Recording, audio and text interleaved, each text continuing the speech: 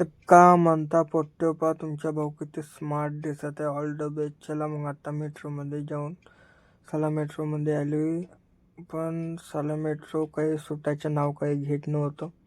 मग तिथून गेलो डायरेक्ट ॲटोमॅटिक चौकात. साला आज भाऊ काही आला नाही. चला मग पैदल पैदल ॲटोमॅटिक चौकात गेलो. ॲटोमध्ये बसलो. ॲटोमध्ये बसल्यावर दुकानाची साफसफाई घेऊन केल्या. मग तिकडून भाऊ आणि वहिनी आल्या. वहिनी म्हणत होत्या का दुकान बंद करा आणि जा चालले जा घरी.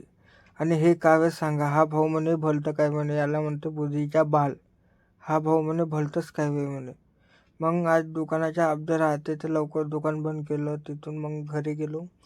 मेट्रोमध्ये बसल्यावर हा घंटोल्या किती मोबाईल पाहते. भावा आमच्या गावामध्ये आहे ना पूर्ण शांत माहोल राहते दुपारून. आणि हा आपला भाऊ आहे. या भाऊच्या दुकानात एवढे कस्टमर आहे का लाईन लागून आहे. जर तुम्ही मला नाव सांगाल तर 5% डिस्काउंट भेटेल. आणि हे दुसऱ्या भावाचं दुकान आहे आणि इथं 10% डिस्काउंट भेटून जाईल तुम्हाला. हा उडान पुलावे. चला मग भेटूया आपण नेक्स्ट ब्लॉगमध्ये.